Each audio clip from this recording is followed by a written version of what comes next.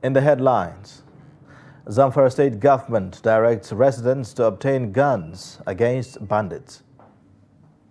NDLEA arrests 240 suspects in Nasarawa State. Shehu of Borno asks INEC to conduct credible elections in 2023.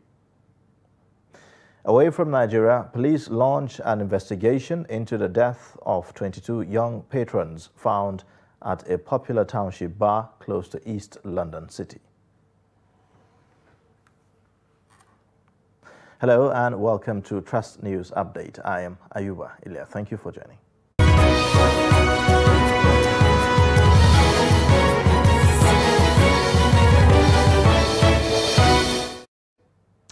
And now the details. Worried by worsening security situation in Zamfara State with increased bandits attack, the state government has directed residents to obtain guns and defend themselves against the terrorists as part of drastic measure to address the problem. A statement signed by the State Commissioner for Information, Ibrahim Dosara, said that the government has directed the State Commissioner of Police to issue license to all those who qualify and are wishing to obtain such guns to defend themselves. He said government has requested the State House of Assembly to pass as a matter of urgency the Informants Bill before it to enable it to take the drastic measures on informants as contained in the bill.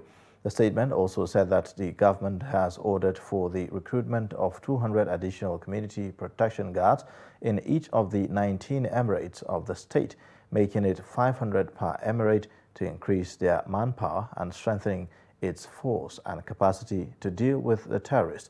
The statement explained that in view of the deteriorating security situation, markets and filling stations in Safi and Endoto Emirate are closed indefinitely. Riding motorcycle is also banned, the statement added. Meanwhile, residents of Mada community in Gusau local government area of Zamfara State have been sacked by suspected terrorists who launched an attack on the community. Sources from the community said that residents of the troubled communities have fled as a result of the incessant terrorist attacks, which resulted in killing, abduction and rustling of cattle.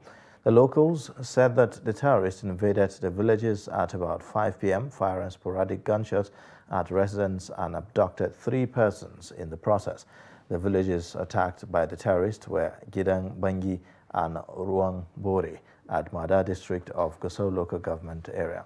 Efforts to get the State Police Public Relations Officer, Superintendent Mohammed Shehu, to confirm the incident was not successful as he did not respond to calls or text messages sent to him.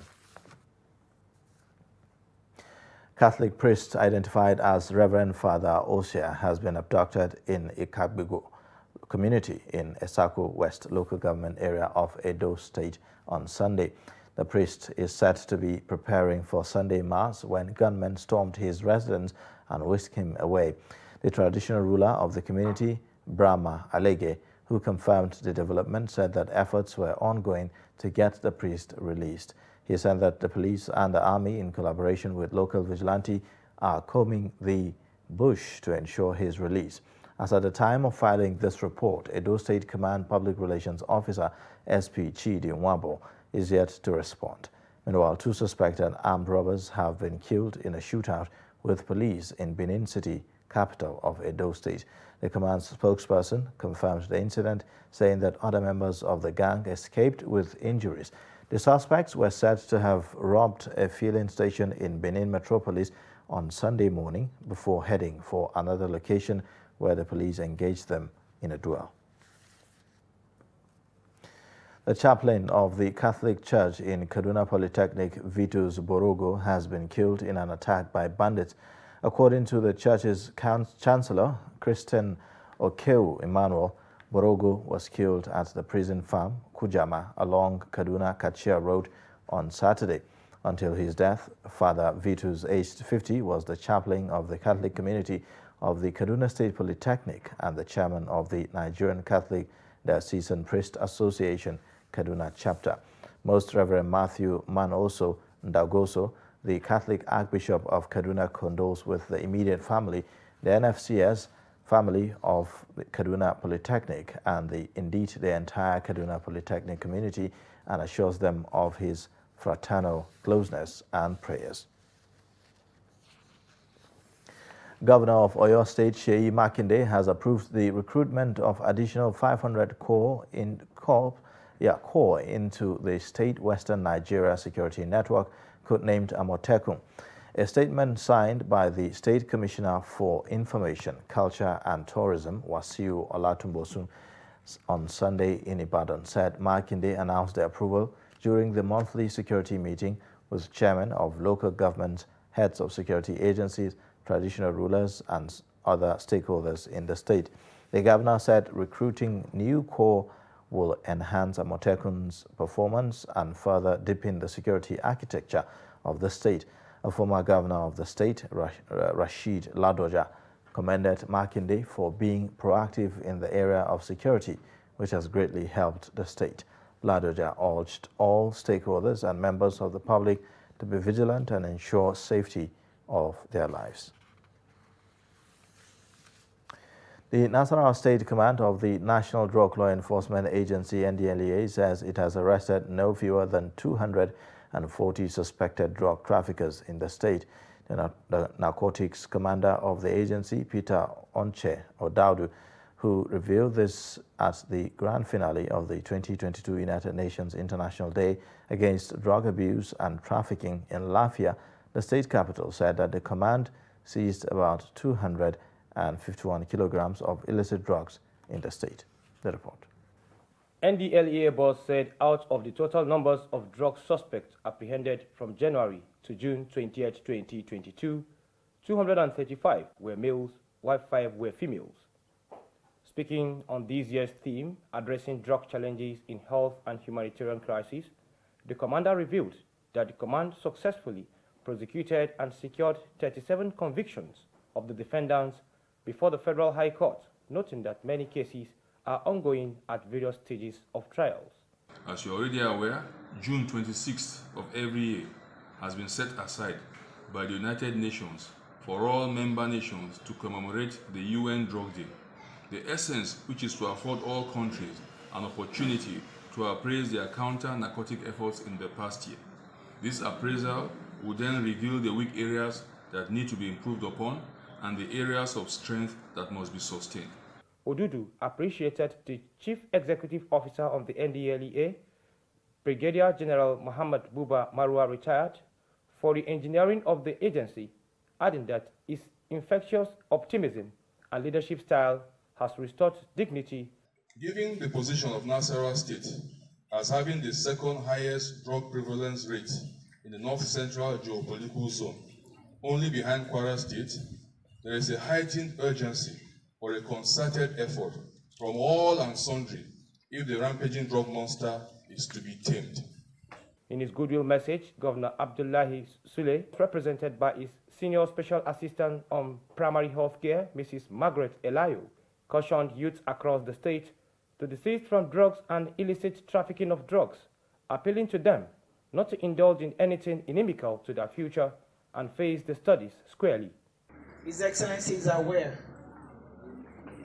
and I can assure you that he is keen into your ideas on how we will solve the problem of the state.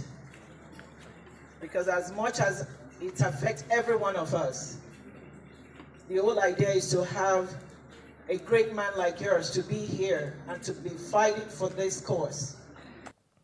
Earlier, Zonal Commander, NDLEA Zone D, Mr. Umoru Ambrose, hinted that the zone seized a total of 3,874.03 kilograms of various narcotics and psychotropic substances from 774 drug suspects within the period of January to June 2022, stating that 2 locally made pistols were recovered by officers and men of the Benue State Command of the zone in the process of operation.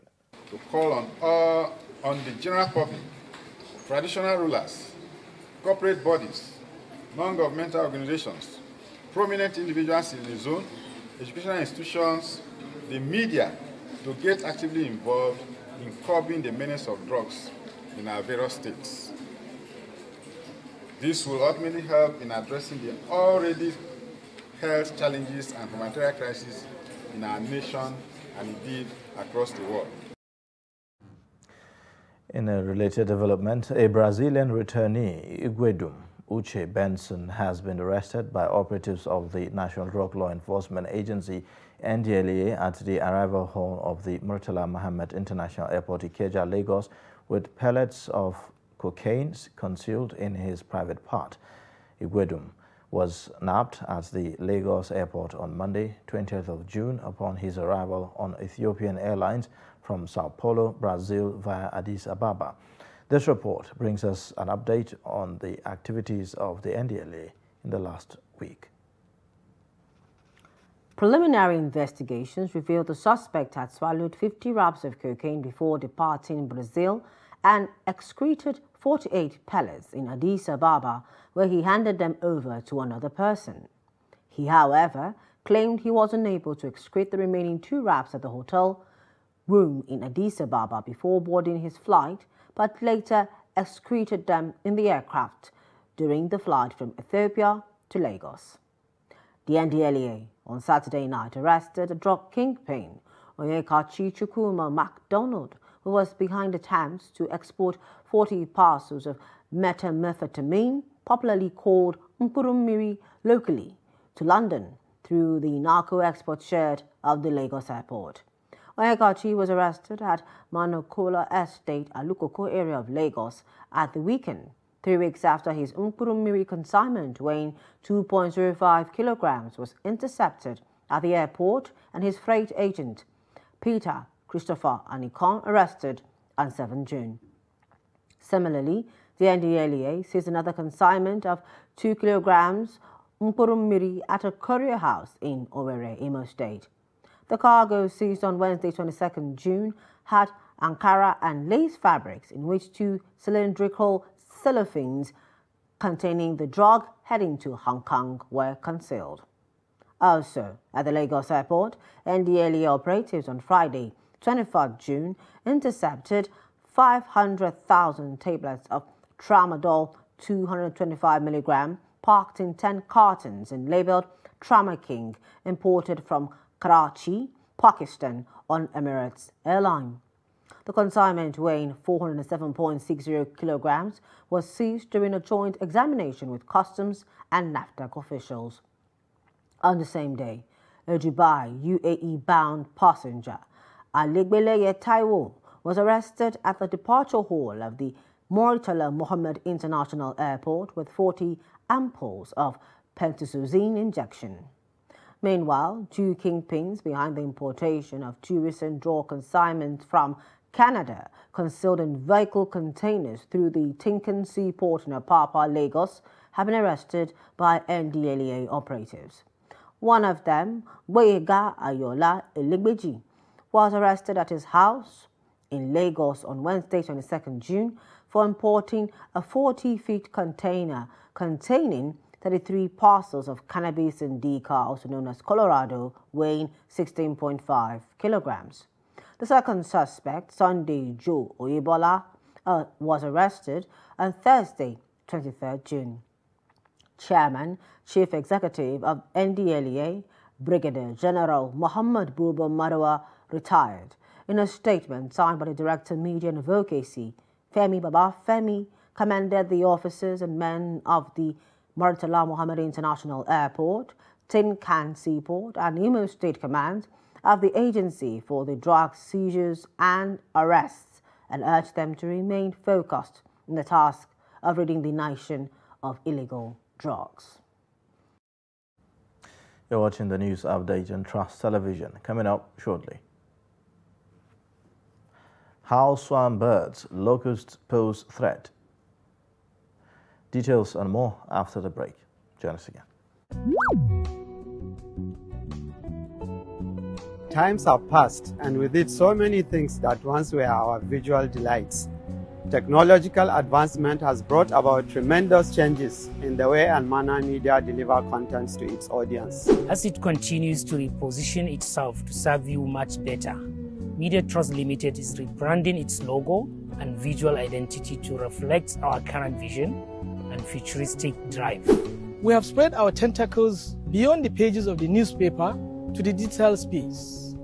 The new logos and visual identities reflect the new scope of our multimedia reach. Even with this development, however, we will continue to remain with you as we have always remained, committed to our founding philosophy, which is based on trust, integrity, openness, and courage. The new logo, which is a marriage of a revolving globe and a mobile device, signifies the unlimited reach of our content on the digital space. We are always the backbone of operations as we do our best to deliver content that suits your needs.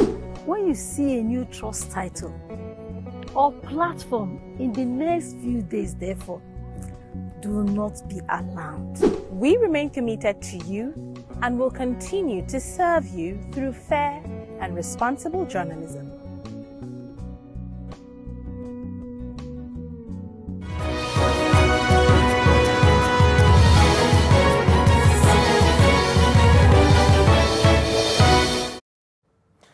Welcome back. Here is a reminder of our top stories again. Zamfara State Government directs residents to obtain guns against bandits. NDLEA arrests 240 suspects in Nasarawa State. In other news, the Shehu of Borno, Abubakar Garabai, has called on the Independent National Electoral Commission, INEC, to conduct free and credible elections in 2023. He also urged the political parties to conduct themselves cordially ahead of the polls. The royal father made the call when he received civil society groups in his Maiduguri palace. He called on religious leaders and traditional heads in communities to support the campaign of peace and reconciliation as repentant terrorists are being integrated back to the communities. It has to be a fair and free elections. If the election is fair and free, there will be no problem. And I'm sure, inshallah, we're going to conduct a fair election. If there's anything bad somewhere, then this is how the trouble comes. Enlightening them, educating them, and begging them to enlighten their subjects, you see, so that they maintain peace. Now, we thank Almighty Allah subhanahu wa ta'ala that peace has been maintained. Our state is now okay compared to other sister states. So inshallah we'll maintain. The reintegration is what have brought about everything. People have been affected, people have been abused, people have been brutalized, people have lost everything. And then now, these boys also are our own. They have repented and are coming back. Where do we throw them? Our people have a saying which says, when your hand gets infected, can you catch it and throw it away? No way. But then you have to plan a way in which everybody will be accommodated, everybody will be sensitized to understand, and then bring in his perspective so that these repentance and others, with the community views and perspective, how will they be accepted back is very, very key. As part of efforts towards ensuring that the right leaders emerge in the 2023 general elections, different groups have been engaging in a series of activities that will help achieve the goal. One of such activities is a special Quranic recitation session and prayers in order to seek Allah's intervention in the area of granting Nigeria good leaders in the forthcoming 2023 general election. It was organized by women and children in Yola, the Adamawa state capital. Salis Lawan reports.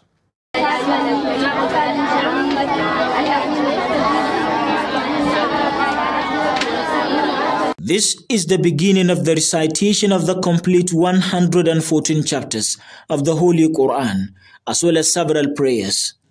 The recitation of the Quran is made as a form of supplication, seeking God's intervention for free, fair, and peaceful conduct of the 2023 general election.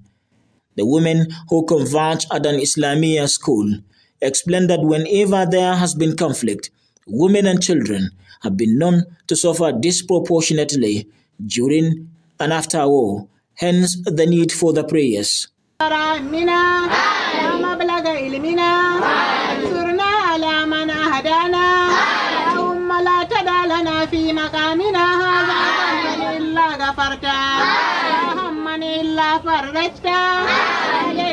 Organizer of the prayers, Zulay Musa, said the prayers may not be unconnected with the recent spying kidnapping for ransom, among other security challenges facing the country.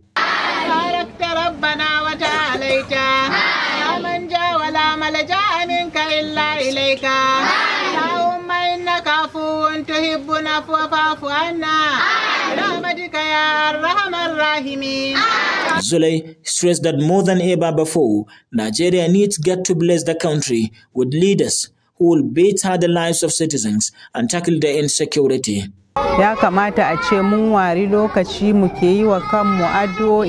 We organized this prayer as a form of supplication to seek Allah's intervention, because mostly we the women and our children suffers the most in conflict.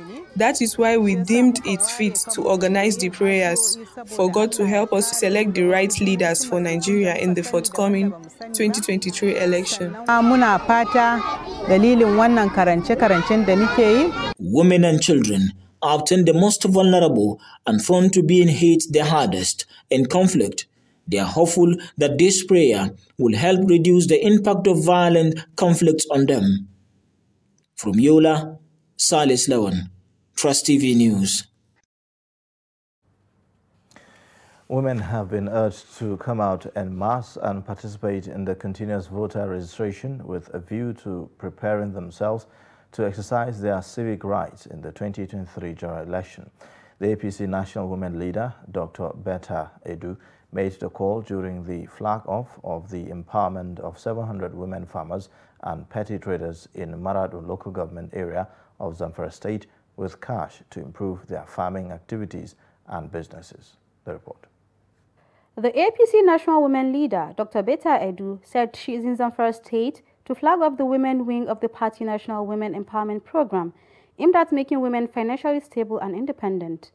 She said the APC Women Wing and the APC-led government are committed to keeping its social contract with the Nigerian women. Dr. Edu disclosed that the APC Women Wing mission, which it must accomplish, is to ensure women are empowered financially and politically. 200 women farmers were empowered with 100,000 naira each, while more than 500 petty traders received 20,000 naira each to boost farming activities and businesses towards ensuring that women are pulled out of abject poverty. First, the APC Women's Wing as well as the APC government is committed to keeping its social contract with the Nigerian woman. Our own aim, our own passion, our mission, which we must accomplish, is to ensure that all Nigerian women are empowered financially, they're empowered politically, we are mainstreamed and given a seat on the table. We have flagged off this empowerment, empowering 200 farmers, above 500 petty traders, to ensure that they can improve on their businesses and become more financially stable. Governor Bello Muhammad of Zamfara State, in his remarks, promised that the state will ensure victory for the APC in the 2023 general elections. He observed that the reconciliation between the warring factions in the party had brought formidable politicians together under a united platform, which is one of the greatest factors that would be responsible for APC's success in the state. He praised the APC National Women Leader, Dr. Betta Edu, for choosing Zamfara State to flag off the APC National Women Empowerment Program, assuring that the women in the state will not fail the party. In Zamfara State, we don't know anything like vote buy. We don't know vote buy. We vote in compassionate. We vote because of the reality, not because of money. No. Zamfara, we are out of that business. Therefore, we shall expect 99% of the vote of total population of Zamfara State to this. We are very grateful for this gesture. In fact, you're supposed to be part of us. You're supposed to get an indigenship of the state. Thank you, sir. Because if you can decide to leave your region, to come to our state, in the corners, to come and make your empowerment, without looking for anything. You are just a woman leader of the party, and I know this is your first time of coming to this area. But look at you, look at what you brought for us. The APC national women leader appealed to women to file out to participate in the ongoing voters registration to get their PVC ready to vote APC and ensure the party wins the 2023 general election with a landslide. The beneficiaries of the financial empowerment were drawn from the 14 local government areas of Zamfara state, while the program is expected to be taken to women in other states of the Federation. The federal government has confirmed the invasion of swarm birds and locusts destroying farm produce in 3 northern states. The affected states are Sokoto, Kebbi, and Zamfara. The Chief Veterinary Officer of the Federation, Dr. Maimuna Habibu, on Saturday disclosed this, adding that the reported cases of locust invasion were particularly recorded in Zamfara and Kebbi State. Dr. Habibu said that the ministry has already deployed officers to begin aerial attacks against the locust in the affected states. She said that the federal government's action followed complaints of destruction of crops from farmers in the affected states.